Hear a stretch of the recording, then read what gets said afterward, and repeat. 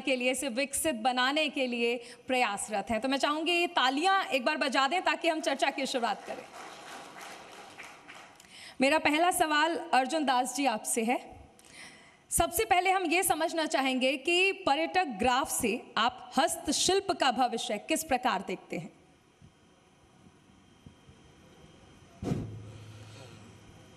धन्यवाद आप सभी का इस मंच में मुझे शामिल करने के लिए। देखिए, आज के युग में जब सारा विश्व डिजिटाइल हो चुका है और अब तो एआई का प्रवेश भी हो चुका है और अब वंदे भारत और ट्यूब जैसी ट्रेनों में यात्रा करने के लिए हम उत्सुक हो रहे हैं, तो कला भी उससे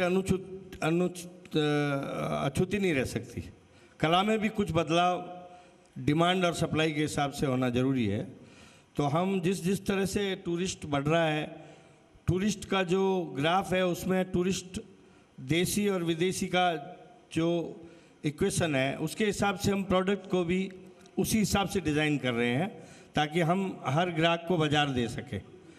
तो ये बट नेचुरल है कि जब जब टूरिज़्म का ग्राफ बढ़ेगा, टूरिज़्म के अंदर कुछ सर्टेन बदलाव आएंगे, तो जो विक्रेता है या जो बाज़ार है उसको भी उसमें कुछ न कुछ बदलाव लाना पड़ेगा, क्योंकि हर आदमी का बजट हर देश के इक्वल नहीं होता है।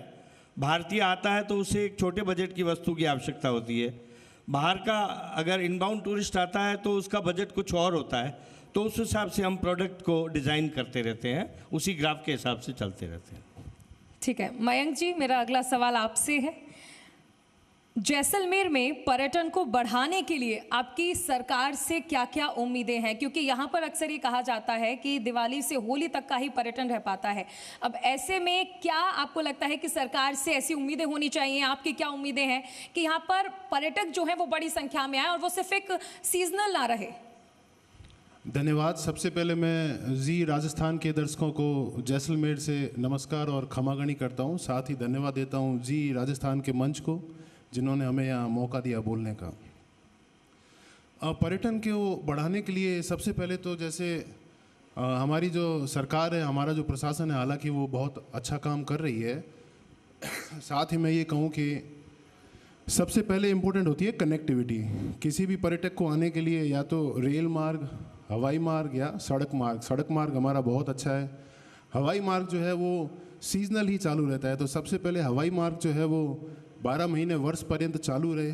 कुछ ऐसे शहर हैं जो जैसलमेर से लगातार कनेक्टेड रहें। उसके अलावा रेलवे स्टेशन तो बहुत अच्छा बना दिया सरकार ने, लेकिन उस रेलवे स्टेशन पे ट्रेनों का आवागमन बढ़े जिससे कि पर्यटकों की लगातार आवक बनी रहे। साथ ही साथ जैसा कि दिवाली से होली तो हमारा टूरिज़्म बहुत अच्छा रहता है, जिसको हम विंटर टूरिज़्म कह सकते हैं। इसके साथ समर टूरिज़्म की जो मांग है वो लगातार उठती आ रही है।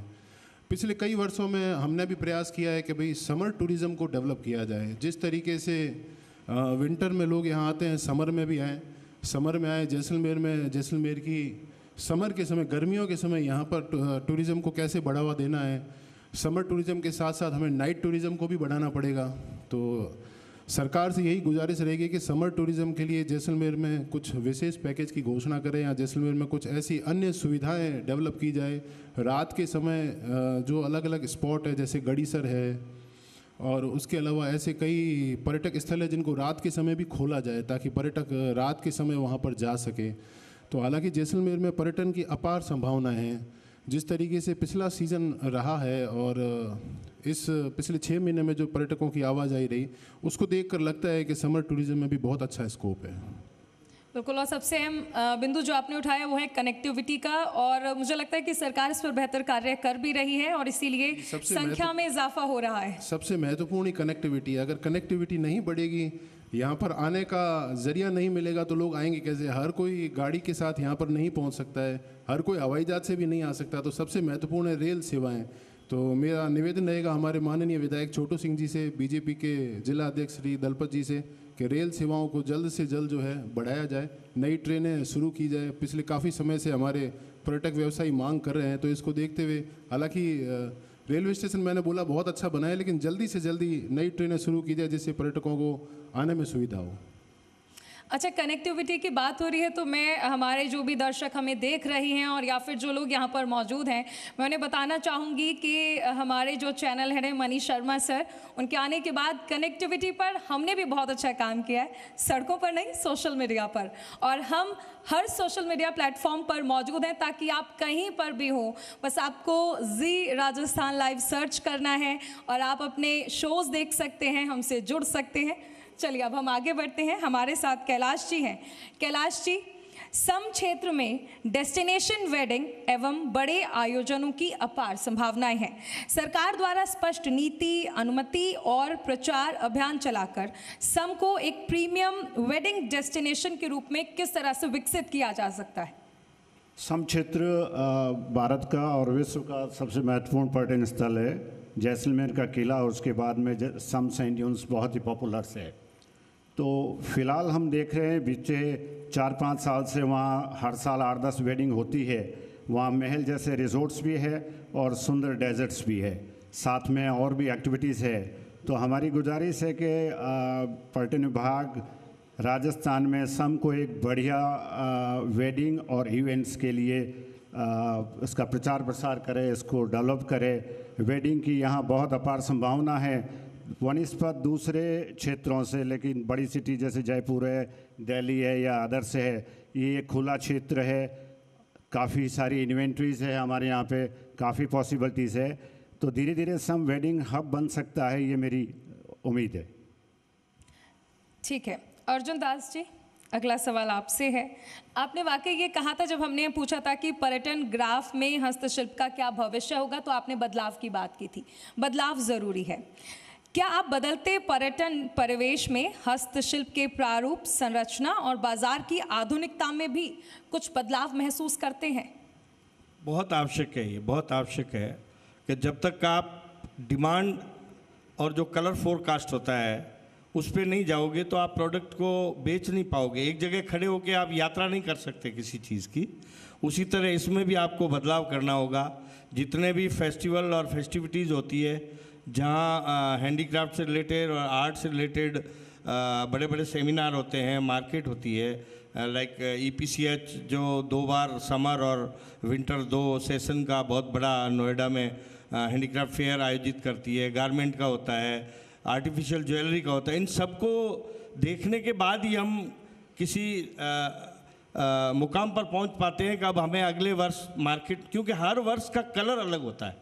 आप ताजुब करोगे, विश्व में कलर फोरकास्ट जैसे आपकी वेदर फोरकास्ट होती है, वैसे हमारी जो हैंडीक्राफ्ट इंडस्ट्री है उसमें एक कलर फोरकास्ट और डिज़ाइन फोरकास्ट होता है कि अब डिमांड में क्या रहेगा, चाहे वो आर्टिफ इफेक्ट हो, चाहे वो टेक्सटाइल का प्रोडक्ट हो, कौन सा कलर ज़्यादा, वही डिज़ाइन जो फैशन में चलती है वही डिज़ाइन क्राफ्ट में भी चलती है। क्राफ्ट ही डेकोरेशन का पार्ट है, वो बॉडी का डेकोरेशन है, वो किसी पर्टिकुलर एरिया का एटमॉस्फेयर का डेकोरेशन है। तो उसमें बहुत से बदलाव बहुत ज़रूरी है और हम कोशिश करते हैं कि जैसे जैसे टूरिस्ट आता है हम उसको उसके चॉइस का, उसके आवश्यकता का प्रोडक्ट दें, तभी ये सफल हो पाएगा। ठीक है, ये बहुत ज़्यादा ज़रूरी होती है कि जो डिमांड है लोगों की, उन डिमांड्स को कैसे पूरा किया जाना चाहिए, इस पर आप लोग विचार कर रहे हैं। मयंक जी, आपने कनेक्टिविटी की बात की, सरकार कनेक्टिविटी पर काम भी कर रही है। जैसलमेर जहां पर सिर्फ राजस्थान ही नहीं देश के अलग अलग हिस्सों से पर्यटक आते हैं, देश ही नहीं विदेश से भी आते हैं, लेकिन सैलानियों के साथ अक्सर धोखाधड़ी की जाती है जो कि एक बहुत बुरा इम्पैक्ट भी डालती है उन लोगों पर जिनके साथ धोखाधड़ी की जाती है। मैं एक चीज़ आपसे समझना चाहूँगी, क्योंकि ऐसा नहीं कि की जाती है, इंटेंशनली कोई नहीं करता, लेकिन अक्सर हो जाते हैं ऐसे मामले, सामने आ जाते हैं, हम लोग न्यूज़ में भी देखते हैं। इन मामलों को कैसे रोका जा सकता है, इस पर आपका क्या विचार है और क्या उम्मीद है सरकार से भी? जिस तरीके से पर्यटक बढ़ेगा तो ऐसा भी होता है कि पर्यटकों के साथ साथ पॉजिटिविटी के साथ साथ नेगेटिविटी भी बढ़ती है। पर्यटक बढ़ेगा तो धोखाधड़ी भी बढ़ेगी। जैसे IT सर्विसेज बढ़ी तो कहीं ना कहीं IT फ्रॉड भी बढ़े, ऑनलाइन चीज़ें बढ़ी तो ऑनलाइन कहीं ना कहीं फ्रॉड भी बढ़ा। तो उसी तरीके से जब पर्यटक बढ़ता है तो पर्यटकों के साथ कई सारी धोखाधड़ी भी होती है। जैसे फेक नाम से रिजॉर्ट बना देना, फेक नाम से होटल बना देना, एक ऑफिस के अंदर बैठ के फेक नाम से होटल और रिजॉर्ट को संचालित करना, उनसे बुकिंग लेके कहीं और आगे दे देना। उसके अलावा बुकिंग लेते समय अलग तरीके का बुकिंग अमाउंट बताना और आने के बाद उनसे कुछ एक्स्ट्रा अमाउंट चार्ज करना, तो ऐसे कई तरीके की घटनाएं होती रहती है। इसमें कई बार तो जानबूझ के होती है और कई बार अनजाने में भी हो जाती है, ऐसा नहीं है। लेकिन इस तरीके की घटनाओं को रोकने के लिए सरकार द्वारा सख्त कानून बनाए जाने चाहिए। जिस तरीके से ऑनलाइन जो है आज की तारीख में सबसे ज़्यादा जो धोखाधड़ी होती है वो ऑनलाइन जो होटल्स की बुकिंग को लेकर होती है, जिसमें जो भी बड़े ऑनलाइन पोर्टल्स है उसमें फ़ेक नाम से होटल्स और रिजॉर्ट बनाए जाते हैं और वहाँ पर उन फेक नाम के होटल्स में बुकिंग होने के बाद जब गेस्ट यहाँ आता है तो वो देखता है कि भाई जिस होटल की मैंने बुकिंग कराई वो नहीं है, मुझे किसी दूसरे होटल में रुकवाया जा रहा है। तो सबसे ज़्यादा ज़रूरी है कि इस तरीके की जो धोखाधड़ी है उसको रोका जाए। तो उसके लिए सरकार के साथ साथ जो जनता है, जो पर्यटक व्यवसायी है, उनकी भी जिम्मेदारी है कि इस तरीके के कार्य करने से खुद को रोके, खुद के साथ साथ अगर आपको पता है कि कौन कर रहा है उसको भी रोके। ये एक नैतिक कर्तव्य है। इस तरीके का काम जो है सिर्फ सरकार नहीं रोक सकती है, इसके लिए जनता और व्यवसायियों को भी आगे आना पड़ेगा। वो भी आगे आकर अपने आसपास के लोगों को समझाएं कि इस तरीके का कार्य करने से कहीं ना कहीं जैसलमेर पर्यटक स्थल और डेस्टिनेशन की बदनामी होती है। सिर्फ वो एक बार आके धोखा खा के चला जाएगा, लेकिन जाने के बाद वो किसी को नहीं भेजेगा और वो सबको मना करेगा कि वहाँ पर जो है ऑनलाइन चीटिंग होती है या वहाँ पर जो है लोगों के साथ धोखा होता है। तो इस तरीके का कार्य नहीं करना चाहिए। साथ ही साथ कई सारी ऐसी चीज़ें होती है जहाँ पर पर्यटकों को आने के बाद ये लगना चाहिए कि यहाँ के आम जनता, यहाँ की आम लोग पर्यटकों की सेवा करने में लगते हैं, पर्यटकों की खातिरदारी में कार्य करते हैं। वहाँ ये नहीं लगना चाहिए कि यहाँ आने के बाद उनके साथ पैसा लूटने का कार्य किया जाए। तो ये सबसे पहला कार्य तो जनता का है, आम जो हमारे व्यवसायी हैं, पर्यटक व्यवसायी, उनका है। उसके साथ ही साथ जो सरकार है वो इस तरीके के कड़े कानून बनाए ताकि एक रोक करने से पहले किसी को ये लगे कि भाई सरकार भी है, वो देख रही है और वहाँ पर सरकार की पकड़ में आने के बाद हमारे खिलाफ कार्रवाई होगी। इस तरीके का एक भय भी होना चाहिए। Individual contribution is must. बिल्कुल, सबसे बड़ा कंट्रीब्यूशन ही इंडिविजुअल कंट्रीब्यूशन है इसमें। जी, कैलाश जी, हम क्योंकि लगातार बात करें कि 6 महीने ही यहाँ पर टूरिज्म हम देख पाते हैं, star gazing and eco tourism को कैसे बढ़ावा दिया जा सकता है? साथ ही मैं एक चीज़ और समझना चाहूँगी, होटल्स में हम यहाँ पर देख रहे हैं कि बाहरी स्टाफ को लाया जा रहा है, यहाँ पर ऐसी कौन सी व्यवस्थाएं की जा सकती हैं ताकि यहाँ का युवा प्रशिक्षित हो और यहीं रोजगार पा सके? जैसलमेर में कोई समय में बहुत ही ज़्यादा विदेशी टूरिस्ट आते थे और हमें मालूम है कि जैसलमेर से सम के लिए 2 दिन 4 दिन कैमल से विचरण होता था। आज अब डोमेस्टिक टूरिस्ट है और क्षेत्र में काफ़ी टूरिस्ट होने से कुछ लोगों को शांतिमय अनछुए एरिया चाहिए जहां लोग तारे देख सके, जहां लोग शांति देख सके। तो मेरा निवेदन है सरकार से कि ऐसे क्षेत्र और खोले, क्योंकि सम सैंडियंस की तरफ आगे पर्यटक नहीं जा सकता है, काफ़ी प्रतिबंधित क्षेत्र है। तो मेरा निवेदन है कि 20 किलोमीटर एरिया खोला जाए जहां इस टाइप से जो नेचर लवर्स है, नेचर लवर्स टूरिस्ट रहते हैं जो तारे, सौरमंडल और प्रकृति को नज़ारा देखना चाहते हैं, शांतिमय व्यतीत करना चाहते हैं, उनके लिए खोला जाए। दूसरी चीज़ जो आपने कही है, जैसलमेर में अब काफ़ी सितारा होटल है, हम भी एक 5 स्टार होटल में मैरियट में है। यहाँ करीब 90% स्टाफ जो होगा वो सब बाहर का होगा और बाहर के स्टाफ को रखने के लिए इनको ट्रांसपोर्टेशन देना पड़ता है, इनको रहने के लिए सुविधा देनी पड़ती है। तो इस होटल्स को बाहर के स्टाफ के लिए कॉस्ट भी बढ़ती है और हमारे बच्चे जो जैसलमेर के लोकल है वो बेरोज़गार रहते हैं क्योंकि उनके पास प्रोफेशनल एजुकेशन नहीं है। मैंने पहले भी अभी बीच में निवेदन किया था कि जैसलमेर में होटल मैनेजमेंट कोर्स की एक कॉलेज होना चाहिए, जैसे जोधपुर में है IHFRI, तो उस टाइप से यहाँ होटल मैनेजमेंट के लिए कोर्स हो ताकि यहाँ के बच्चे जो होटल मैनेजमेंट कोर्स में रूम बॉय है, रिसेप्शन है, हाउसकीपिंग का काम है, F&B का काम है, सीख सके और इन सितारा होटल में एम्प्लॉयमेंट भी ले सके और इनको भी कॉस्ट कटिंग रह सके। अच्छी बात है कि जब आप ये सब कुछ बता रहे थे तो जो विधायक हैं छोटू जी बहुत ध्यान से सुन रहे थे कि उन्हें समझ आ रहा है कि आगे किस तरह से काम करना है। जिस तरह हमने कहा था कि ब्लूप्रिंट तैयार होना है जैसलमेर के विकास का, तो जो सभी हमारे खास मेहमान हैं उसे सुन रहे हैं क्योंकि वो जानते हैं कि उन्हें आगे किस तरह से यहाँ की जनता के लिए कार्य करना है। अर्जुन जी, मैं आपसे एक सवाल करना चाहूँगी। वर्तमान प्रशासनिक और सरकारों की व्यवस्था योजनाओं से आप हस्तशिल्प के संवर्धन, संरक्षण और संसाधन के हेतु क्या अपेक्षा रखते हैं? आपका धन्यवाद। आपने मुझे एक पाठ दिया जिस पे मैं आगे बढ़ना चाहता था। लोक लाडले विधायक श्री छोटू सिंह जी विराजमान हैं। जन जन के प्रिय पूर्व कैबिनेट मंत्री फ़कीर परिवार से श्री सालिम मोहम्मद जी विराजमान हैं और दोनों पार्टी के लगभग सभी स्तर के पदाधिकारी यहाँ विराजमान हैं। मैं सबसे ये प्रार्थना करूँगा कि जैसलमेर को और लंबा आयाम देने के लिए, चाहे वो आर्ट हो चाहे वो टूरिज्म का हिस्सा हो, क्योंकि टूरिज्म और आर्ट दोनों एक दूसरे के पूरक है। हम अगर गांव में बना के और दुकान खोल देंगे तो गांव वाला कोई नहीं देखेगा उसको, तो हम उस तरफ गतिमान होते हैं जहां पर्यटक आ रहा है। और पर्यटक को आने के लिए व्यवस्थाएं और सुदृढ़ इंफ्रास्ट्रक्चर देना होगा। और इन सभी के लिए मैं आप सबसे निवेदन करता हूं, कुछ नहीं करना है, मात्र जैसलमेर को 4 दिशाओं से 4 ट्रेन से जोड़ना है। 5वीं ट्रेन की ज़रूरत नहीं है इस शहर को। नॉर्थ, ईस्ट, वेस्ट और साउथ 4 ट्रेनें इस शहर में अगर आ जाती है तो भारत का और विश्व का भी हर टूरिस्ट यहाँ उमड़ पड़ेगा। ये तो पहली व्यवस्था है। दूसरी, मैं आर्ट के क्षेत्र का आदमी हूँ, तो आर्ट के परिप्रेक्ष्य में कहूँगा कि जिस तरह से रिजोर्ट, होटल्स और कुछ और चीज़ों को आपने पर्यटन यूनिट के साथ में पर्यटन नीति में जोड़ दिया है, कम से कम हस्तशिल्प को भी जुड़ा दीजिए ताकि उसमें वो जो इंसेंटिव्स हैं, वो जो योजनाएं हैं, उनका फ़ायदा एक पर्यटन क्षेत्र में हस्तशिल्प का व्यापार करने वाले व्यापारी को भी मिले। रेवेन्यू तो वो भी कलेक्ट करता है, रेवेन्यू वो भी कलेक्ट करते हैं, दोनों रेवेन्यू कलेक्टर हैं और दोनों का डिस्ट्रीब्यूशन रोटेशन होता है जनता के बीच में। तो मेरा निवेदन ये है कि क्योंकि आजकल मैं माननीय लाडले विधायक को बहुत गरजते और बहुत ज़ोर से अपना बातें रखते हुए मैं सुनता हूँ सोशल मीडिया पे, तो मेरा निवेदन रहेगा कि जब भी मौका मिले आपको तो पर्यटन नीति में हस्तशिल्प जो इस एरिया का, मतलब मात्र जैसलमेर का नहीं, बाड़मेर के सेक्टर से आप शुरू हो जाओगे अगर अपना चौटन से, तो चौटन से लेकर बीकानेर के पुंगल तक का एरिया सारा हैंडीक्राफ्ट बाहुल्य एरिया है।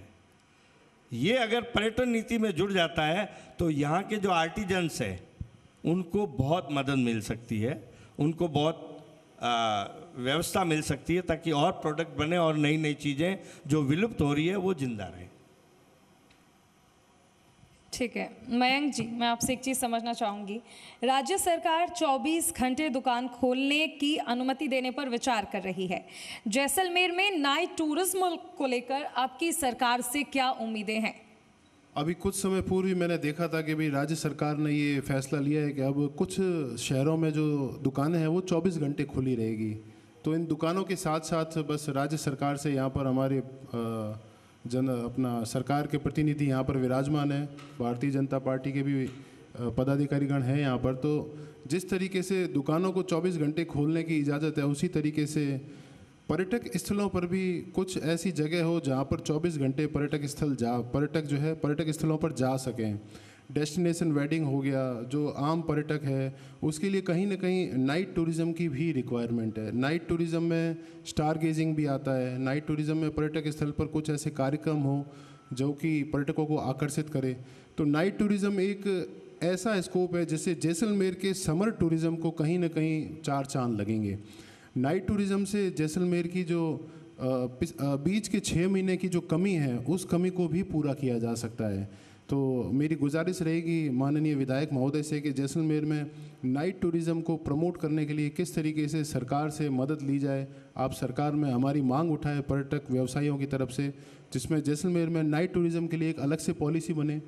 उस पॉलिसी में कुछ हमें छूट मिलनी चाहिए जिसमें पर्यटक स्थल खुले हों, रात में कुछ रेस्टोरेंट्स खुले हों, तो कि लेट नाइट तक भी चले। तो इस तरीके की कई ऐसी व्यवस्थाएं होती है जिससे नाइट टूरिज़्म को बढ़ावा मिलेगा, तो कहीं ना कहीं जैसलमेर की आम जनता को रोज़गार के नए साधन भी मिलेंगे और पर्यटकों का आवागमन बढ़ेगा उससे। ठीक है, तो मैं उम्मीद करूंगी कि जो सरकार के प्रतिनिधि हैं वो एक एक चीज़ को ध्यान से सुन रहे हैं और विधायक जी की हामी भी आ गई है, तो आप लोग खुलकर अपने जो विचार हैं वो वहाँ तक पहुँचा सकते हैं। कैलाश जी, मेरा अगला सवाल आपसे है।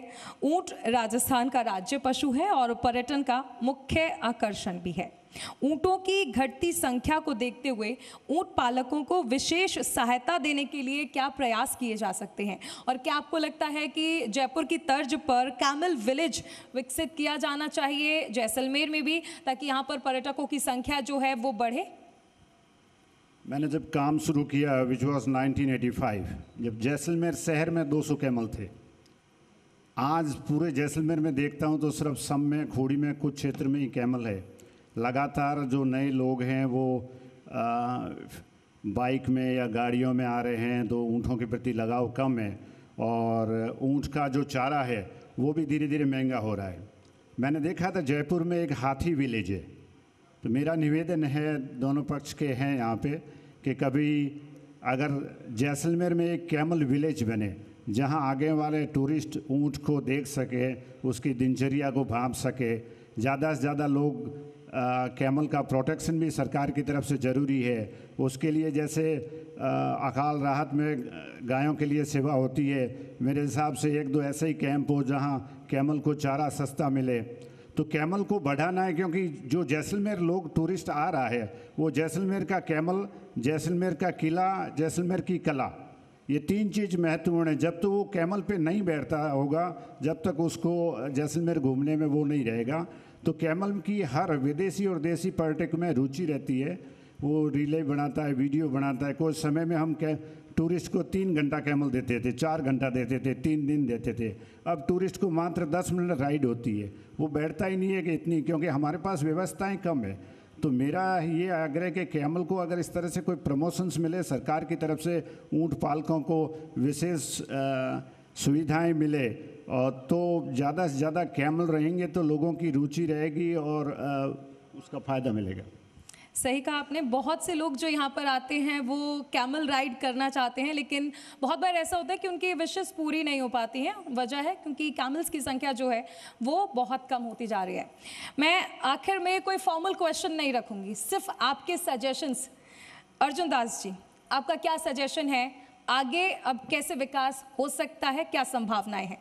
अभी मेरे साथ विराजमान मेरे साथियों ने भी कहा नाइट टूरिज्म, क्योंकि टाइम एक्सटेंशन होगा टूरिज्म का तो ही इस शहर की समृद्धि बढ़ेगी, नहीं तो नहीं बढ़ेगी। 4 महीने में 8 महीने अगले निक में बैठ के आप कोई काम नहीं करोगे तो 4 महीने का कमाया हुआ बराबर हो जाएगा, कोई मतलब नहीं निकलेगा। और ये तो वो प्रदेश है जहाँ आपने छोटी सी एक, सबको पता भी है कि जवाहर सिंह जी मारावल, जवाहर सिंह जी पूर्व मारावल, उनके बारे में छोटी सी एक कहानी चलती थी कि एक पनियारी जो पूरे ऑर्नामेंटेड से सजी धजी थी, और उसको उसने पूछ लिया रागीर ने कि भाई इतना सोना पहन रखा है, तेरे को डर नहीं लगता? तो उसने कहा था ये ज्वारे काके का मुल्क है, यहाँ कोई डर वर नहीं है, मारा जाएगा। तो आज भी यहाँ बसे हुए सब जितने भी लोग हैं वो ज्वारा काका ही है। तो नाइट टूरिज्म बढ़ता है तो सुरक्षा का कोई प्रश्न नहीं है यहाँ कि भाई असुरक्षित है। हाँ, सांस्कृतिक विदूषितता नहीं हो, इसका ध्यान में रखते हुए नाइट पर्यटन को बढ़ाना बहुत आवश्यक है। अन्यथा जो अगले 4 के बाद में 8 महीने हैं उसमें 5 महीने अभी और कवर करने होंगे, तभी आप इसको रोटेशन को कंप्लीट कर पाओगे। अदरवाइज ये लूटा पाटी का क्षेत्र बन जाएगा, क्योंकि 4 महीने में अगर 12 महीने की इनकम निकालनी है तो बट नेचुरल एवरेज वही होगा जो 8 महीने का 4 महीने के जोड़ के लेना पड़ेगा। तो वो वैसा नहीं हो, वैसा कोई संदेश नहीं जाए। इसके लिए आवश्यक है कि हम इस टूरिज्म के टाइम को बढ़ाएं, एक्सपांसन करें। वो जो 4 महीने थे 5 महीने पर लगभग आ गए हैं। और ये रील भगवान ने तो बहुत अच्छा काम किया है कि भारतीय पर्यटक से ही फलीभूत हो रहा है, फॉरेनर से अभी आप देख रहे हो इस महीने। बाकी पिछले 5-6 महीने में सबने अनुभव किया होगा कि गोरो तो दिखे ही नहीं, तो अब वो दिखने लगा है। इसका मतलब भारतीय पर्यटक बहुत ज़्यादा मन से चाव से आने लगा है। उसको कनेक्टिविटी चाहिए और यहाँ की व्यवस्था चाहिए ताकि वो एक्सपांसन हो सके। यही मेरी सुझाव है। ठीक है मयंक जी, मैं आपसे एक चीज़ समझना चाहूँगी कि जैसलमेर में जो इनसाइड टूरिज्म है, जैसे यहाँ पर फोर्ट्स हैं, सोनार फोर्ट है, जैसे फोर्ट्स, क्योंकि यहाँ पर जो फोर्ट है उसे लिविंग फोर्ट भी कहा जाता है, ऐसे में यहाँ जो इनसाइड टूरिज्म है उसका रख रखाव कैसे होना चाहिए, इसके लिए आप क्या सजेशंस देने चाहेंगे, क्या विचार हैं आपके? जी बहुत शुक्रिया, ये बहुत ही एक महत्वपूर्ण सवाल आपने पूछा है और इसी के बारे में सोच रहा था कि भाई हेरिटेज के संरक्षण के लिए। सर यही जी राजस्थान की खूबियत है, आप सोचते हम कर देते हैं। आपने दिल की बात में पहचान ली। हेरिटेज के संरक्षण के लिए सरकार को सबसे महत्वपूर्ण प्रयास करना चाहिए। हम अगर यूरोपियन कंट्री में जाते हैं तो वहाँ पर जो हेरिटेज है, जिस तरीके से यूरोपियन कंट्रीज़ में हेरिटेज को संरक्षित किया गया है, वहाँ की जो सिटीज़ है, जिस तरीके से वहाँ के पुराने घर, पुराने बंगलोज़ और पुराने शहर को जिस तरीके से मेंटेन किया गया है, विकसित नहीं किया गया, मेंटेन किया गया है, जिस तरीके से वो हेरिटेज अगर दुनिया में कहीं पर है तो वो या तो यूरोप में है या फिर हिंदुस्तान में है, और हिंदुस्तान में भी सबसे ज़्यादा हेरिटेज राजस्थान में है। तो उस हेरिटेज को संरक्षित करने का सबसे महत्वपूर्ण कार्य है वो राज्य सरकार का है और हमारी सबसे बड़ी ताकत ही हेरिटेज है। इसको जो है जैसे जैसलमेर है तो जैसलमेर के हेरिटेज को संरक्षित करने के लिए सरकार ये प्रयास करे कि जो पुराना शहर है, परकोटे के अंदर का जो शहर है, उसके लिए वहाँ पर पीले पत्थर का उपयोग हो, कहीं पर भी सीमेंट और कलर का उपयोग नहीं हो, उसके लिए एक पॉलिसी बनाकर उस पर इम्प्लीमेंट किया जाए। हेरिटेज को संरक्षित करने का सबसे महत्वपूर्ण कार्य जो है वो नगर परिषद या जिला प्रशासन द्वारा ही किया जाएगा। हालांकि अभी पिछले 1 साल में काफ़ी सारे ऐसे प्रयास किए गए हैं जिसमें पुराने शहर में ऑटो को बंद करके, अभी कल ही जो है हमारे विधायक महोदय ने गोल्फ कार्ट ई रिक्शा शुरू किया है, उसके अलावा उसका एक हेरिटेज वॉकवे भी प्लान किया है। तो इसी के साथ साथ हमें पूरे शहर को हेरिटेज बनाने के लिए क्या प्रयास करना चाहिए, उसके लिए एक पूरी DPR, एक प्रोजेक्ट रिपोर्ट बने। सबसे महत्वपूर्ण है हमारा जो पुराना शहर है, जो आज से 25 साल पहले जो गाइड बुकें हम उठा के देखेंगे, उन गाइड बुकों में ये लिखा हुआ है कि जैसलमेर की एक एक गली म्यूज़ियम है। उन गाइड बुकों में स्पेशली मेंशन किया हुआ है कि आपको जैसलमेर में किसी म्यूज़ियम में जाने की ज़रूरत नहीं है, यहाँ की हर गली अपने आप में एक म्यूज़ियम है। तो इस म्यूज़ियम को हमें कैसे संजो के रखना है, उस पर हमें विचार करना चाहिए। तो और हम मेरे उम्मीद भी करेंगे कि आपके जो विचार हैं ये यहाँ पर जो हमारे खास मेहमान हैं सभी ने सुने होंगे। आप सभी का बहुत शुक्रिया, आपने अपने विचार जो हैं वो साझा किए जी राजस्थान के इस मंच पर। मैं चाहूँगी सर अब आप लोग अपना स्थान ग्रहण कर लें। तो देखिए हमने सुना कि किस तरह से राजस्थान के जैसलमेर में अब